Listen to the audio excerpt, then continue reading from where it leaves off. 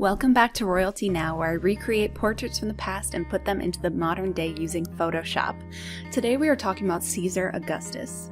Now, Augustus, born Gaius Octavius, was the great-nephew of Julius Caesar and his heir. So Augustus was incredibly intelligent and skilled at diplomacy, and he became the first emperor of Rome, reigning for over 40 years. Now, there's so much to learn about Augustus, but today I want to talk about how he may have looked and show you my transformation of him into a modern-day man. If you want to see more content like this, head over to my Instagram at royalty_now_ and make sure to like and subscribe here as well. So let's get started.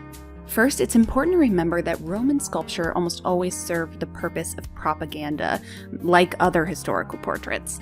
And during this period of the Roman Republic, before Rome had an emperor, before Augustus, sculpture was incredibly realistic. And this not only served the purpose of creating a faithful likeness of a subject, but the Romans also thought it showed austerity, dignity, and power.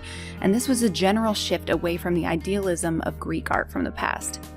But as Augustus rose to power, the art and architecture of ancient Rome began to shift, and I think very often we think of Roman sculpture as being monolithic and looking the same throughout the time, but it went through several distinct periods.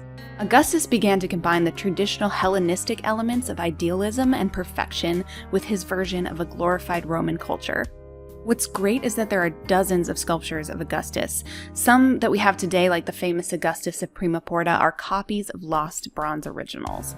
But we have so many to look at. And based on these images, it's quite easy to imagine his facial structure because they all share similar features. But based on what we know of Augustus' love of Greek idealized sculpture and his propensity to use images of himself to project perfection and power, he may look too young or too handsome in this sculpture, probably both. And I've tried to remain as faithful to the sculpture as possible simply because we don't know which parts have been idealized, and it's really not my place to guess.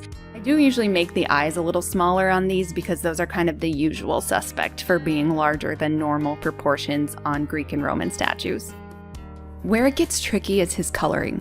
It's important to note that we only know of descriptions of him through the historian Suetonius, who was writing over 100 years after the death of Augustus, but may have had access to sources that are now lost to us today. So Suetonius describes Augustus as having bluish-gray eyes and light brown or even reddish hair, and he describes him as being very good looking but without great teeth, and with skin that was between dark and fair.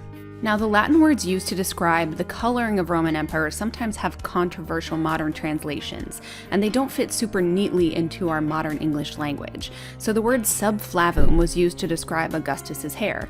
And subflavum, most scholars agree that that is a derivative of flavum, which means light-haired or blonde. So it can be credibly interpreted as less than flavum, which would be a light brown or brown. So while some interpretations give him really blonde hair, for my interpretation, I've gone with a light brown hair.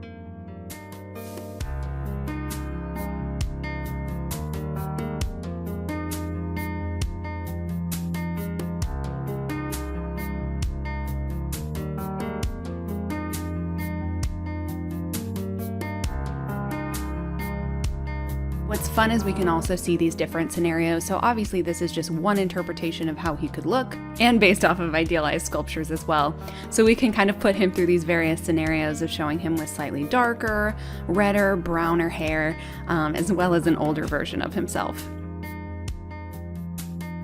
So definitely let me know what you think in the comments below. I think this one is really cool. I love going off of ancient Roman sculptures.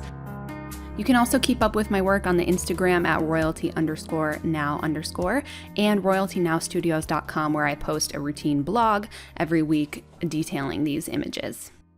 Thank you so much for watching.